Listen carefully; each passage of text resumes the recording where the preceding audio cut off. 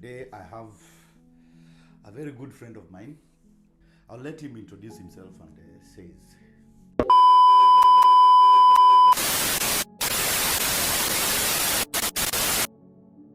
Hello, my name is Silas Mwangi Magana, born and bred in Buruburu 58. Yeah, I grew up in Buru and attended BD Primary School. Typical, home schooling. Then for secondary, I went to Kagumo High School. So big up to Kagumo alumni out there. Then after high school, did things here, there, and ended up here in Finland. So I guess this is coming later, how I came here. But First of all, I know you as Shtundu. yeah. Where is Shtundu coming from? My infamous nickname. Yes, So basically, Shtundu was like, I would say, even in Kagumo High School, I got a nickname, Digi. Because when you're coming from Buru, it's like home of the Sheng, so we were coming up with all these Sheng words. Okay. And then I was using all these new Sheng words, nobody understood. So every time I'm using these new terms, guys were like, hey, they are on my case. I'm like, come on, guys. It's normal back home. But anyway, so when I came to Finland, and then when I was telling somebody, hey, do you have some Shtundu? Okay. It stuck. Okay. So the name Shtundu, it's a nickname. It's back a nickname home for like weird. Okay, we're gonna beat that. Don't worry. Okay. I no comment. Okay. So how many? How many are you in your family? Basically, I have one big brother, firstborn, and then I have one sister. She's the elder, and then I'm the lastborn. And we're just the three Mom of and us. dad alive still? Mom and dad still alive, still talking. Every Sunday I have to call them. They think I've been kidnapped or something. That's nice. Yeah. Okay. So give us a small story of how did you come to Finland? How did you learn about Finland, and when was it that you came to Finland? So basically, I was actually a telecommunication technician back in Kenya.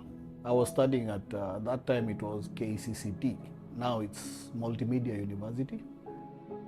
I studied telecommunications, but even before I graduated, I noticed that for our practical classes, we were like, you remember the copper cable, you have this caboose there somewhere. Yes. And then you're tying those copper joints so that somebody can ring a landline. Okay, yeah. Those are the kind of practicals we were doing there.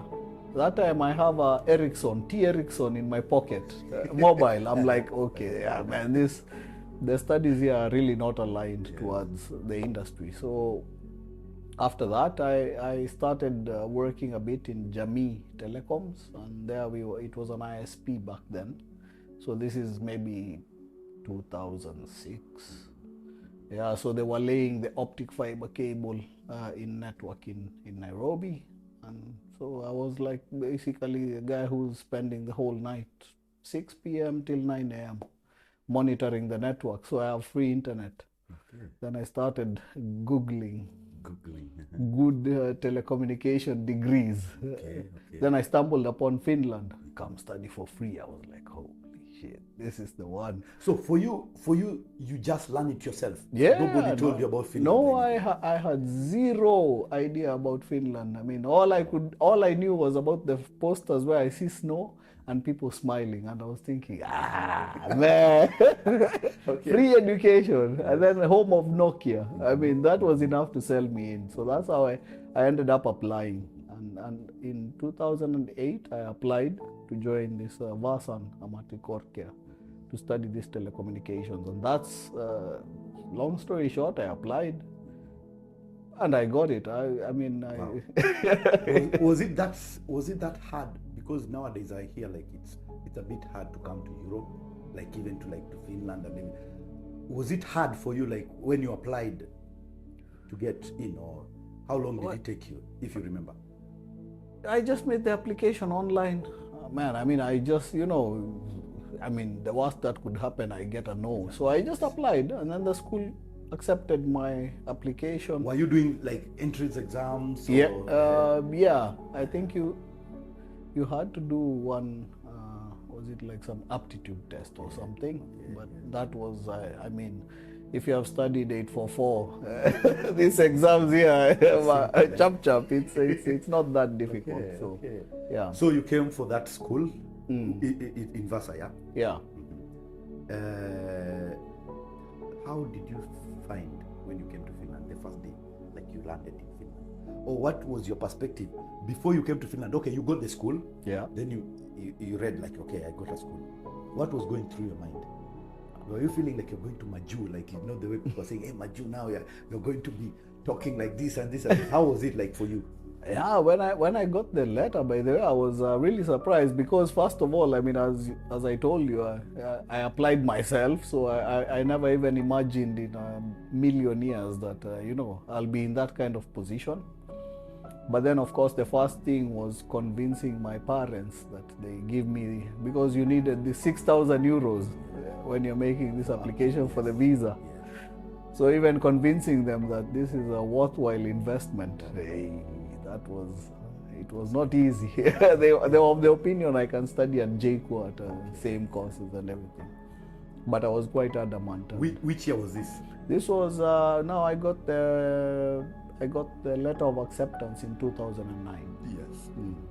Yes. So 2008 I applied, got the letter in 2009. So mine I took it really. It was really slow. It wasn't this quick process that is. You have some agent somewhere making. No. Yeah, but all in all, I mean, I convinced them. We managed to raise the funds, and then they sent me here, and. I remember very well on the night before coming here. Yes, that's what I wanted. Yes. PG rated. First of all, you know, I had a good friend back home. We had been celebrating that I'm coming. So it's a big thing when somebody is coming from back home, like. Yeah, like but do a last party, nice one and everything. Yeah, but for this one, at least because I was imagining that, you know, now this is it. This is the last day being in Kenya, having a good time. I think I overdid it because on the D-Day, when the pastor was praying for us, then I was somewhere. Team Waor. Yeah, but all in all, it went well. Actually, that's the first time my dad bought me a beer at Tusker to calm my at JKIA. Yeah. I'll never forget that. Okay, now you are on the plane, eh? Yeah. Just landed in Helsinki. Yeah. Do you know anybody here? Well, luckily, my mom knew a guy. It's called Mark. They were together in this, it's called Mita Fellowship. So my mom, we connected with him, and then he organized for me somebody to pick me up in Helsinki. So I was in Helsinki a couple of days to a guy's place. I didn't even know the guy, but everything was just moving too fast. I couldn't even figure out what is what, but I was just, you know, taking it one day at a time. First of all, when I came to the airport, the guy was late. So everybody has left. Me, I'm just there with the bags, you know. I don't know where to go. I have a Safaricom line where you try to call even one number. Which season was it? It was autumn. Yeah, so it was around September there. Okay. So it was autumn. Yeah. So the guy picked me. Finally, he came maybe 2 hours later. I was like thinking, this is it, but luckily he showed up. Yeah, and then he took me to his place, and then the next day he took me to the train station. Now this is where it gets more crazy. Guy throws me in a train. He says pay, and then so me, I paid the train. What do I know? We're in Helsinki. It's like what, 4 hours away from Vasa. it has stops. I don't know where we are stopping. Me, I'm just hearing random towns being called in Finnish. I don't know, 2 different languages, Finnish and Swedish. They're never even using English. That I'm like, oh shit, where am I now? But luckily, I'm this kind of guy who I prefer asking. I don't want to get lost. So I kept on asking, and somebody was actually sitting with me and said, okay, I will let you know when. Because I needed to change the train. That nobody told me. Yeah. So you reached Vasa. Luckily, I reached Vasa. When you reach Vasa, that's now your friend Mark came and picked you. Came to pick me. Comes with a bike. With a bike. And I'm like, hey. The last time I rode a bike, I was like, what? A teenager or something. Why the hell are you coming with a bike? People in Europe, you should have a car. Man, I was like, okay. He was telling me that. No, don't worry. Remember, train station, we are living in Palosar, he says. So it's 1.5 kilometers. So a guy is riding his bike, we are pulling my bags the whole way. All the way I'm just dissing him. Man, who rides a bike, man? Are you like a teenager? Hey, little did I know. That bike. In Europe, I think the bike is even more precious than the car. But so we get to his place, and I tried to settle in and started school. I think one thing also, it was, as I told you, it was autumn. Yeah. So we are here, maybe it was now, this is around now, October mid. And I'm looking outside, it looks sunny. I'm like, see, I ran to the shop to get some bread. I have a t-shirt. I open the door. Fridge. I'm like, okay, hold now. Well, it was cold. It's like plus 14 or something. I've never experienced this kind of, and it's sunny. That's even the worst part. It was sunny. So then, hey man, actually I think from that point on is when I started asking myself, do I really know what I walked into?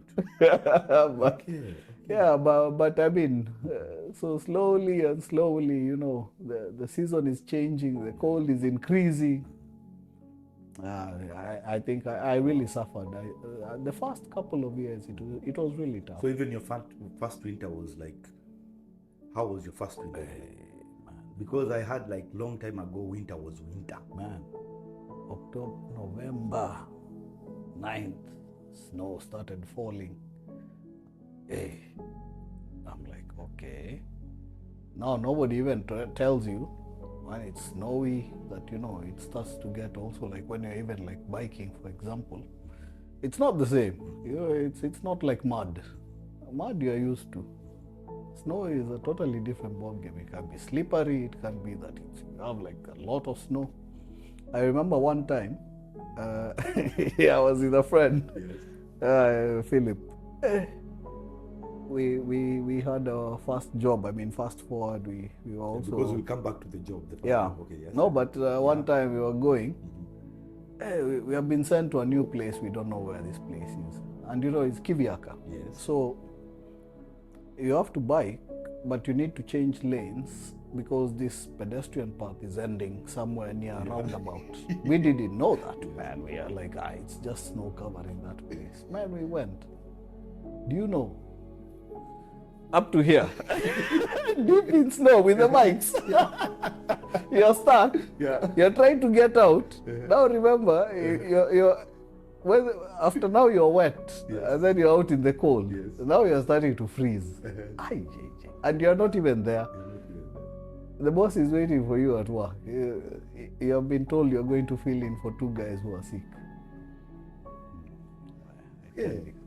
So how was getting work while you're in school? Was it hard by that time, like to get work and everything? What were you doing while you're in school? So when I came and then I started schooling, so I would say, of course, it wasn't easy to get work, but just as typically even in Kenya, getting a work here is about knowing people, networking basically. Yeah. So luckily, there is a lot of Kenyan people who have been working for a company, cleaning company called Soul, and I mean, I think they have been doing a great job because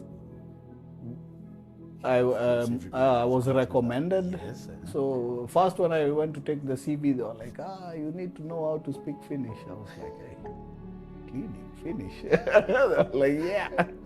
But then I got somebody to recommend me, and I landed the job. Was it like, at least, was it helping you with the rent and everything, the job that you were doing, or you still had to get money back from home? Now getting money back from home, now you've left home, everybody is expecting now you're in Europe, you're going to be very rich, you're going to start sending money. So, but in my case, for example, I mean, I remember when I started, so typically here you have this, they pay you per hour, right? So the more hours you work, the more you get paid. Now, when I started, I was training jobs for everybody, so man, it was really good money. Guys have 7-hour jobs, and so the first few weeks I was making money. After the training period, that's when I realized, now getting somebody to give you his job, that's a totally different ball game. But it was. So I got my first job. I got this 0.5 hours, so half an hour, 0.5 hour, half an hour to clean the toilets in one of the supermarkets in the city. Like you go to school, you come back, it's only 30 minutes job. Yeah. And the worst part, that you are supposed to clean during the lunch time at school. So you need to choose if you want to spend 2 euros to buy food or you want to make 4 euros. Man, that was tough. That was a bit tough, yeah. But of course, and then I was getting like here and there, somebody is sick, they call you that, hey, you can do a couple of days for me here and there. But all in all, because I was living with my friend, so my expenses were also quite low. So in that sense, I managed to survive during this, I would say the first maybe 2 years. Yeah, it was this, just try to hold on. And more importantly, I was more focused on studies because my parents were really pushing me that, hey, you have to remember why you went there. You went to study and you need to graduate. And I remember that time we were talking with Skype because we didn't even have WhatsApp back then. So